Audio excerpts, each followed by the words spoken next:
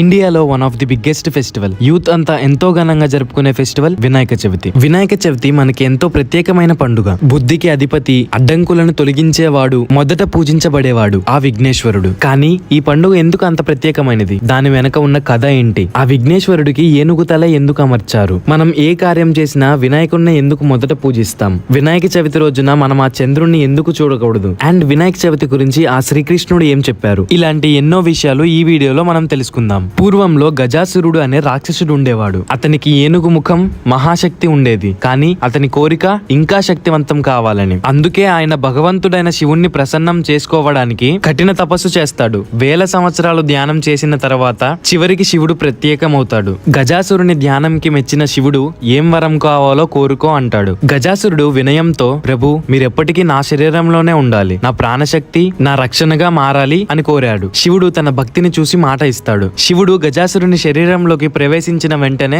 లోకాల్లో కలకల రేగింది. దేవతలందరూ ఆందోళన చెందారు. శివుడు అసురుని శరీరంలో బంధించబడి ఉంటే సృష్టిలో సమతుల్యం నాశనం అవుతుంది అని వారు భావించారు. ఈ విషయం తెలుసుకున్న పార్వతీదేవి దేవతలందరితో కలిసి విష్ణుమూర్తి వద్దకు వెళ్లి, ఓ నారాయణ ప్రభు, ఏదైనా ఉపాయం చేసి నా భర్త నా వద్దకు చేరేలా చూడు తండ్రి అని ప్రార్థిస్తుంది. విష్ణుమూర్తి ఒక ఉపాయం ఆలోచించాడు. గజాసురుణ్ణి చంపడానికి గంగిరెద్దు మేళమే సరైన ఉపాయం అని భావించి ఆయన గంగిరెద్దును ఆడించే వారిలా మారి శివుడి వాహనమైన నందిని గంగిరెద్దులా అలంకరించి దేవతలందరికీ తలొక వాద్యము ఇచ్చి ఆ గజాసురుడు నివసించే పట్టణంకి వెళ్లి గంగిరెద్దుని చిత్ర విచిత్రములుగా నాట్యం ఆడించడం మొదలు పెట్టాడు. ఆ క్రీడకు మెచ్చిన గజాసురుడు ఏం కావాలో కోరుకో అని అంటాడు. గంగిరెద్దుని ఆడించే వాడి వేషంలో ఉన్న విష్ణుమూర్తి, మీ లోపల ఉన్న ఈశ్వరుణ్ణి మాకు ఇచ్చేయండి అని వరం కోరుతారు. ఎప్పుడైతే అటువంటి కోరిక కోరాడో అది విష్ణుమూర్తి అని గజాసురుడు గ్రహించాడు. తనకి చావు తప్పదు అని భావించాడు. కానీ ఇచ్చిన మాట వల్ల ఆఖరి షరత్తు పెట్టి ఈశ్వరుణ్ణి తిరిగి ఇవ్వడానికి ఒప్పుకుంటాడు. శివుడు గజాసురుని శరీరంలో నుంచి బయటికి వచ్చాడు. అప్పుడు గజాసురుడు, ప్రభు నేను ఏనుగు తలతో జన్మించాను, నా మరణం వృధా కాకుండా ఎప్పటికీ ఈ ఏనుగు తల దైవిక అమరత్వం కలిగించాలి, అందరూ ఆదరించే మహాదేవుని భాగ్యమై ఉండాలి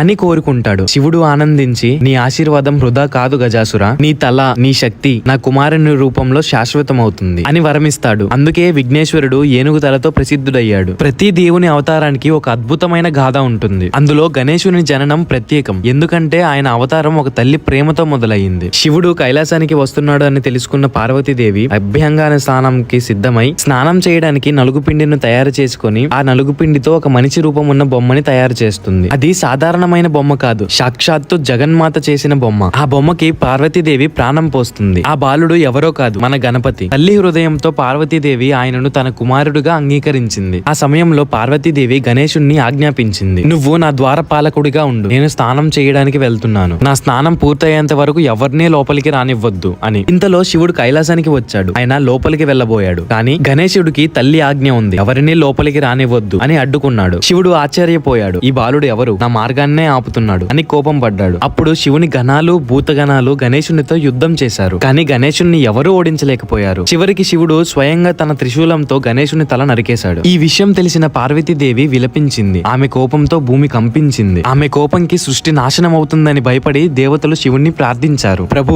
వెంటనే ఈ బాలుడికి జీవం పోసి ప్రపంచ శాంతి కాపాడాలి అని వేడుకున్నారు. అప్పుడు శివుడు తన గణాలను పంపించి ఉత్తర దిక్కు మొహం పెట్టి ఉన్న తన తల్లి వైపు తన వైపు ఉండే జీవి తలను తీసుకురండి అని ఆజ్ఞాపిస్తాడు. వారు ఒక ఏనుగు తలని తీసుకొస్తారు. శివుడు ఆ తలను గణేశునికి అమర్చి ప్రాణం పోస్తాడు. ఇలా గజాసురుని కోరిక మేరకు ఆయన ఆ రోజు నుండి గజనానుడు విఘ్నేశ్వరుడు అయ్యాడు. చాలా కాలం తర్వాత దేవతలు, మునులు, ఋషులు అందరూ కలిపి ఈశ్వరుణ్ణి సేవించి, ఏ పని చేసినా మాకు అడ్డంకులు కలుగుతున్నాయి, ఆ అడ్డంకులను తొలగించడానికి మాకు ఒక దేవత కావాలి, ఆ దేవతను మీరే సూచించండి అని ఈశ్వరుణ్ణి కోరుతారు. ఆ ఆధిపత్యం కోసం శివుడు విఘ్నేశ్వరునికి కుమారస్వామికి పోటీ పెడతాడు. ఎవరైతే మొదటిగా ముల్లోకాలను చుట్టి వస్తారో వారికే ఈ ఆధిపత్యం ఇస్తాను అని పోటీ పెడతాడు. కుమారస్వామి నెమలి వాహనంతో చురుగ్గా వెళ్లిపోతాడు. గణపతి దగ్గర మూషికం ఉంటుంది కాబట్టి వెళ్ళలేడు అని. చురుకు ఉండడం వేరు, సూక్ష్మ బుద్ధి ఉండడం వేరు. కుమారస్వామికి చురుకు ఉండొచ్చు, కానీ గణపతి సూక్ష్మ బుద్ధి గలవాడు. గణేశుడు అక్కడే ఉండి తన తల్లిదండ్రులను ప్రార్థించి తన తల్లిదండ్రుల చుట్టూ 3 ప్రదక్షిణాలు తిరిగి సాక్షాండ నమస్కారం పెడతాడు. ముల్లోకాల్లో ఉండేది శివపార్వతులే అని దేవతలందరూ మెచ్చుకుంటారు. ముల్లోకాలని చుట్టి వచ్చిన ఫలితాన్ని శివుడు విఘ్నేశ్వరునికి ఇస్తాడు. కుమారస్వామి కైలాసానికి తిరిగి వస్తాడు. జరిగింది తెలుసుకొని అన్నగారికే విజ్ఞాధిపత్యం ఇవ్వండి అని శివుణ్ణి కోరుతాడు. అప్పటి నుంచే గణేశుడు ప్రధాన పూజితుడయ్యాడు. అడ్డంకులను తొలగించేవాడు ఆ విఘ్నేశ్వరుడే. అలా చతుర్థి నాడు ఆధిపత్యం వచ్చింది కాబట్టి ముల్లోకాల్లో ఉన్న దేవతలు, ఋషులు అందరూ గణేశుని పూజించి అనేక నైవేద్యాలు చెల్లించారు. అలా ఎక్కువ ప్రసాదమును స్వీకరించిన గణేశుడు సాయంత్రం కైలాసానికి వచ్చి తన తల్లిదండ్రులకి నమస్కారం నమస్కారం చేయబోగా ఆ పొట్ట భూమికి తగులుతుంది. ఎక్కువ తినడం వల్ల నమస్కారం కూడా చేయలేడు గణేశుడు. అప్పుడు ఈశ్వరుడు శిరస్సు మీద ఉన్న చంద్రుడు గణేశుని చూసి ఎగతాళిగా నవ్వుతాడు. ఎప్పుడైతే నవ్వాడో రాజ్య దృష్టి సోకితే రాళ్లు కూడా నుగ్గవుతాయి అన్న సామెత ప్రకారం చంద్రుడు దృష్టి పడ్డాక గణపతి పొట్ట చెక్కలై మరణిస్తాడు. ఆగ్రహంతో ఉన్న పార్వతీదేవి చంద్రుణ్ణి శపిస్తుంది. ఈ రోజు నుంచి నేను ఎవరైతే చూస్తారో వాళ్ళ లీలాపనిందలు పొందుతారు అని. ఈ విషయం తెలుసుకున్న బ్రహ్మదేవుడు దేవతలందరితో కలిసి కైలాసానికి వస్తాడు. వారు అందరూ పార్వతీదేవిని అడుగుతారు, మీరు ఇచ్చిన శాపం వల్ల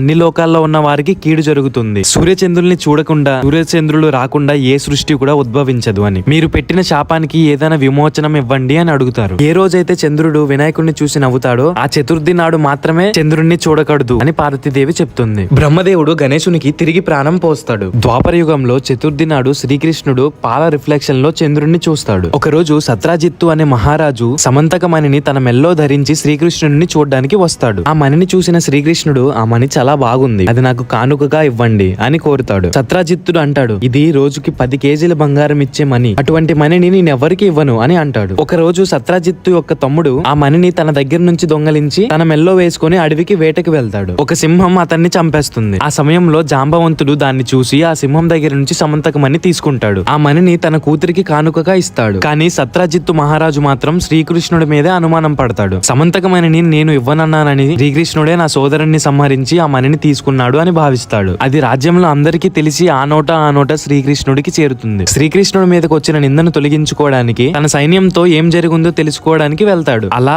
ఆ మణి జాంబవంతుడి దగ్గర ఉందని తెలుసుకుని శ్రీకృష్ణుడు వెళ్తాడు. అక్కడ శ్రీకృష్ణుడికి జాంబవంతుడికి చాలా పెద్ద యుద్ధం అవుతుంది. జాంబవంతుడు శ్రీకృష్ణుడిని ఆ రాముడే అని తెలుసుకొని తన కుమార్తెని ఇచ్చి పెళ్లి చేసి కట్నం కింద సమంతకమణిని ఇస్తాడు. సత్రాజిత్తు మహారాజును పిలిపించి శ్రీకృష్ణుడు జరిగిందంతా చెప్పి ఆ మణిని అప్పగిస్తాడు. అప్పుడు దేవతలందరూ శ్రీకృష్ణుడిని అడుగుతారు, కృష్ణ, నువ్వు దేవుడి యొక్క అంశలో పుట్టావు కాబట్టి నీకు వచ్చిన కష్టాన్ని తొలగించుకోగలిగావు, మా లాంటి సామాన్యుల పరిస్థితి ఏంటయ్యా అని శ్రీకృష్ణుడిని అడుగుతారు. అప్పుడు శ్రీకృష్ణుడు వినాయక చవితి గురించి చెప్తాడు. ఎవరైతే చతుర్థి నాడు ఆ వినాయకుని పూజ శ్రద్ధగా చేసి ఈ సమంత గోపాఖ్యానం, గణేష్ ఆధిపత్యము, అలాగే గణపతి పుట్టుక ఈ వివరములతో ఉన్న వ్రత కథను ఎవరైతే చదువుకొని ఆ అక్షంతల శిరస్సును ధరిస్తారో వారు కావాలని చంద్రుడిని చూడకూడదు, కానీ పొరపాటున చూసినా కూడా ఎటువంటి దోషాలు కలగవు అని శ్రీకృష్ణుడు చెప్తారు. జై బోలో గణేష్ మహారాజ్ కి.